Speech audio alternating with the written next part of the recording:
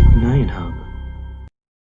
Welcome to another episode of SIP9 Hub. In this presentation, we will be talking about the different data presentation techniques, which includes converting your raw data into an actionable table or graphs. But before we continue, do not forget to like this video, hit the subscription and notification bell to stay updated of future videos.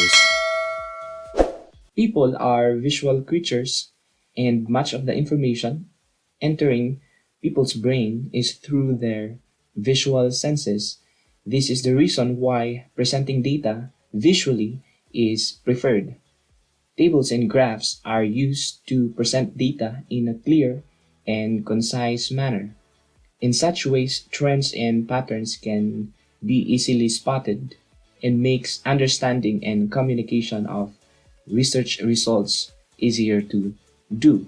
Sometimes the information that you would like to share are true and important, but because the presentation does not help the reader grasp what is being pointed out, then readers might lose their interest. Like this man that we see here, the ideas that come from this man might be really important, but because of presentation, this man might not be taken seriously. With the same reasoning, we do not want to present our data like this. This is a result from a statistical software, and while there are a lot of information that we can infer from this result, this might not help us make our readers understand what we want to say. Or this way, although there is an attempt of making use of visuals, the information are actually incomplete for this case. When we are going to present our data, we need to remind ourselves with the following. It has to be clear, concise. This means that it has to be short but complete. It has to be actionable.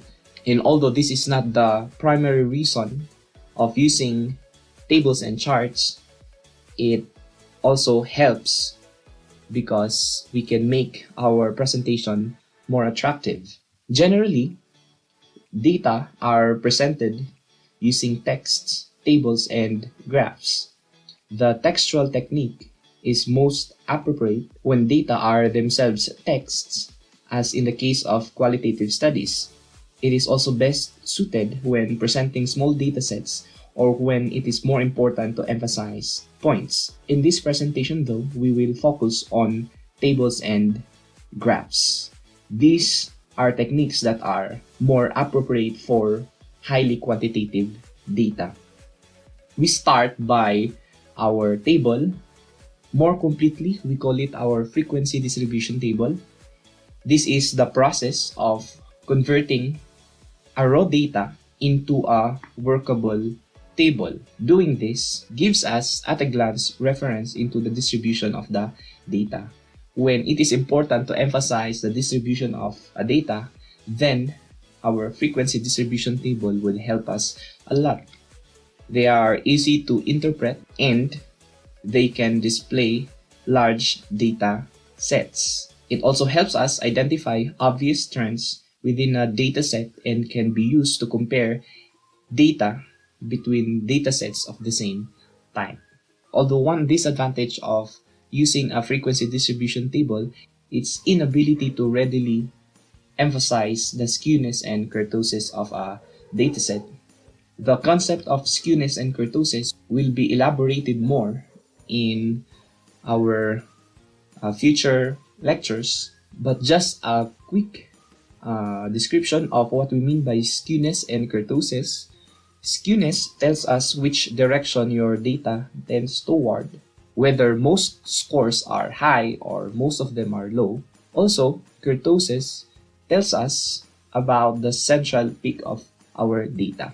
I will now present to you the steps that we follow when we are constructing a frequency distribution table. We call it FDT in short. What do we have here? So this is how I'm going to present the steps. I will give a context. The numbers that you see here are scores of 50 students in a 50-point exam. So one student got 12, another got 24, another 42. And what we want is to convert this raw data into a table. The first step is to compute for the range, symbol capital R. The range is computed by identifying the lowest and the highest value in our dataset and then subtracting them. In our example, the lowest is 12 and the highest is 44.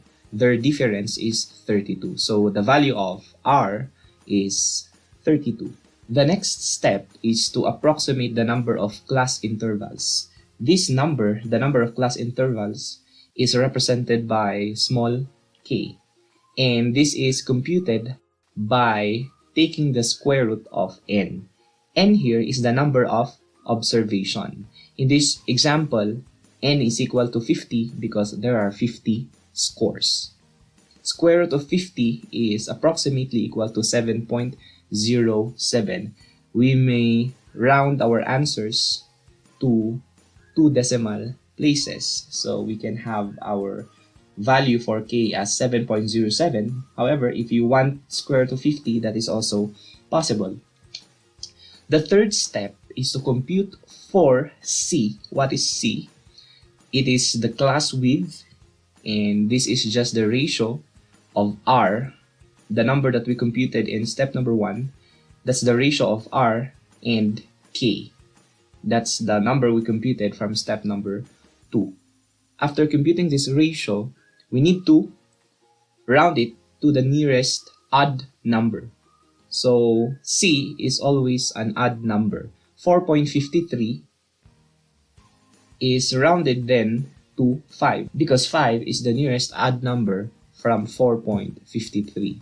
If the computed value is exactly an even number, so suppose we have 32 and then the denominator is say 4 and we would have 8 instead, we are going to round it to the lower odd number, so it becomes 7. The next step is to identify the number of decimal places our raw data have. This is symbolized as small d. D is equal to 1 if our raw data are whole numbers, which is actually the case in this example. If you measured, for example, the height of students and then rounded them up to 2 decimal places, then the value of D is 0.01. The raw data have decimal values in the hundreds place. If it's just in the 10th place, then D is equal to 0.1. So I hope that is clear. The next step is to construct now our class intervals or CI. CI are a pair of numbers. The first number is called the lower limit and the second number is the upper limit. For the first CI, the lower limit is just the lowest value in our raw data. So that should be 12. And then for the upper limit of our first class interval, that is computed by taking the value of C. This is the formula. The upper limit of the first class interval is the lower limit, so that's 12, plus C minus D. Remember, in the last slide, we computed C as 5 and D as 1 because again, the raw data are whole numbers. So C minus 1 is 4 and then you add that to your lower limit here, that is 16. This is our first class interval. The next step here is to identify the rest of the class intervals. How do we do that? We are going to successively add C to the lower limit and the upper limit of the previous class interval. So remember that our C here is 5, so that when we identify the next class interval, we simply add 5 to 12 and 5 to 16. So that gives us 17 and 21. We do the same process until we reach a class interval that includes the highest value. Our highest value is again 42, and we stop here. We stop at a class interval 42 to 46 because this class interval already includes our highest value in our raw data. So there is no point proceeding with other class intervals because there are no dataset that belongs to that class interval if we're going to continue. The next step after creating your class interval is to tally our raw data. By tally, we mean we're going to count the number of points that belong to each class intervals. For example, how many numbers in our raw data among those 50 scores, how many belong to the number 12 to 16? There's actually only one. I put color codes for us to make it easier to track the number. 17 to 21, it's 5 because there are 5 numbers that are in between 17 and 21. 17 and 21 being included in the interval. We do that for the rest of the class intervals. These numbers here are called the frequencies corresponding to each class intervals. So the frequency for the first class interval is 1. The frequency for the class interval 27 to 31 is 13. And the frequency for the last class interval is 2. Practically, this is already called a frequency distribution table. This raw data is now converted into a table. And we realize now that it is easier to look at our frequency distribution table other than just looking at our raw data.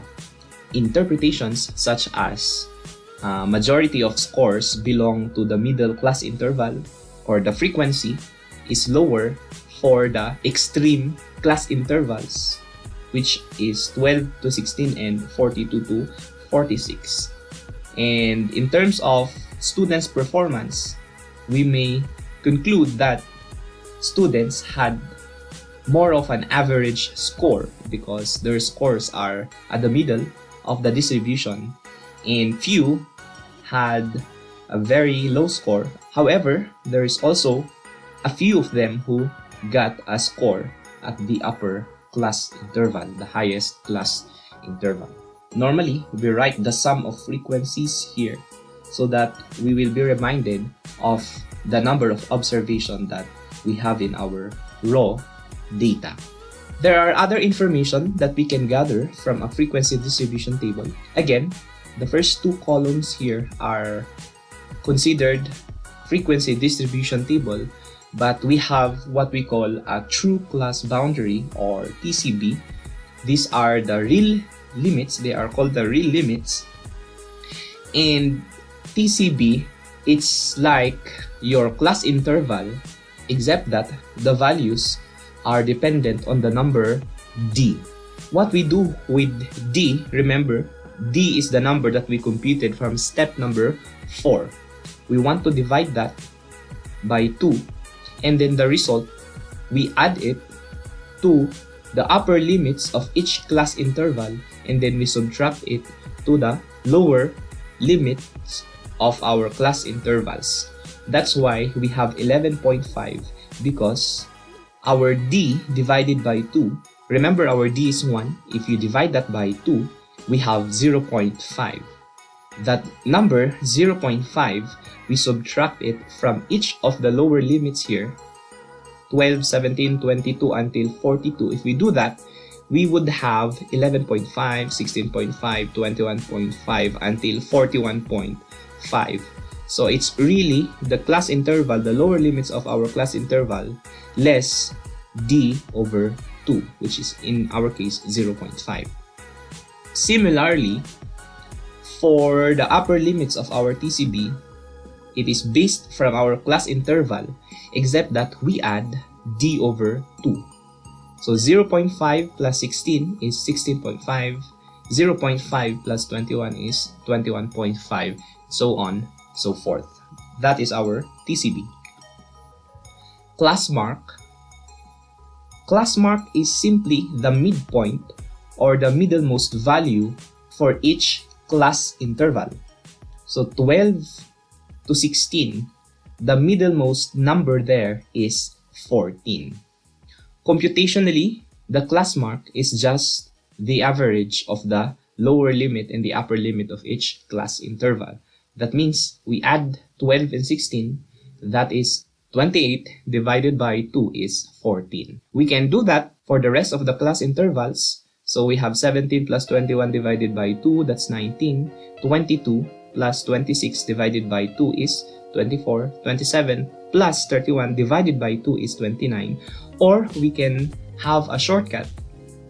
After identifying the first class mark, that means the class mark corresponding to the first class interval, we can successively add the value of C so that we can compute the class marks for the other class intervals. So 14 plus the value of C. Remember, the value of C for this example is 5. So 14 plus 5, that gives you 19. Plus 5, 19 plus 5, that gives us 24. Plus 5, 29, until we reach the last class interval.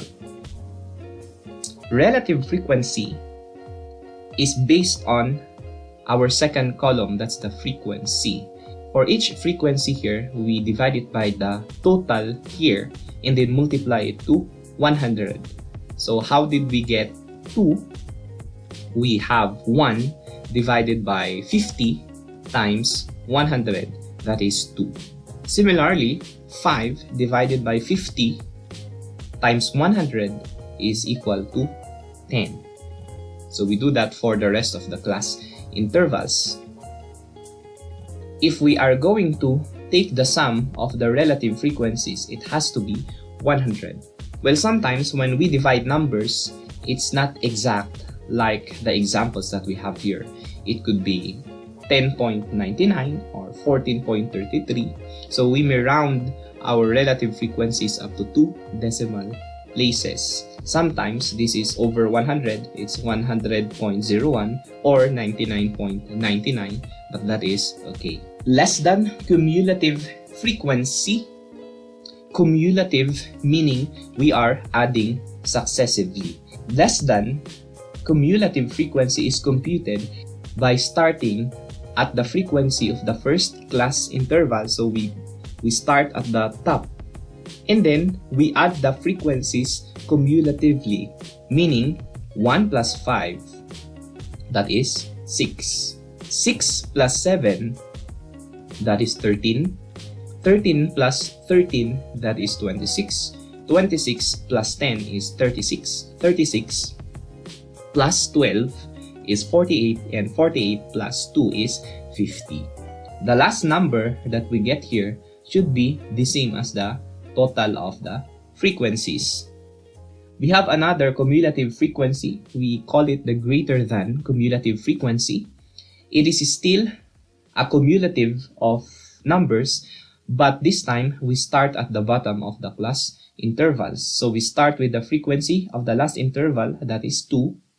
We add successively, that's 2 plus 12, that gives us 14, plus 10, that gives us 24, plus 13, that gives us 37, until such time that we have the total number of frequencies, so that is still 50. The last one, the last column here is rank. We are ranking the frequencies. So we give the first rank to the CI with the highest frequency. So rank 1 is this CI because it has the highest frequency, that is 13. Next to 13 is 10. So, no, it's not. Next to 13 is 12. So this CI should get the second rank, and then followed by this CI, it's 10, frequency is 10, and so on, so forth. What if in our frequencies we have ties? For example, there are two class intervals with the same frequency. It's both 13. We have only 112, that's okay. But with the next frequency, we have a lot. We have 3 class intervals with the same frequency equal to 7. How do we rank tied frequencies? The first step is to identify their ranks, assuming that they are not tied. For example, 13 and 13, if one of them is lower, then we could immediately say that 13 here will take the rank 1, and then one of them will have to get the second rank. 12 will get the third rank. There's no debate on that. However, for the 3 sevens here, one of them will get 4, 5, and 6. And then we have the lowest frequency, that's 7. There's no debate on that. And then, since this cannot really be the ranks because they are, as we mentioned, tied. For tied frequencies, they must have the same rank. That's a must. The rank is the average of the initial ranks for these class intervals is 1 and 2. The average is 1.5. So both of them will have a rank of 1.5. Where did we computed 1.5 from? That's the average of the initial ranks, 1 and 2. 1 plus 2, that's 3, divided by 2 gives us 1.5. Well, there's no tied frequency with 12, so we can just leave that as 3, the same as the initial rank. But for the succeeding ranks, we have 3 class interval with the same frequency. They have 7. All the 3 class intervals here have 7 as their frequencies, and their initial ranks are 4, 5, and 6. Their actual ranks is the average of the 3 initial ranks, 4, 5, and 6. So we have 4 plus 5 plus 6, that would give us 15, and then divide it by 3 gives us 5. So 5 is the rank of this class interval, also this class interval, and this class interval. This class interval, the first class interval, will of course get the rank 7 because there's no tied frequency with this class interval. This is how we take the ranks if there are tied frequencies.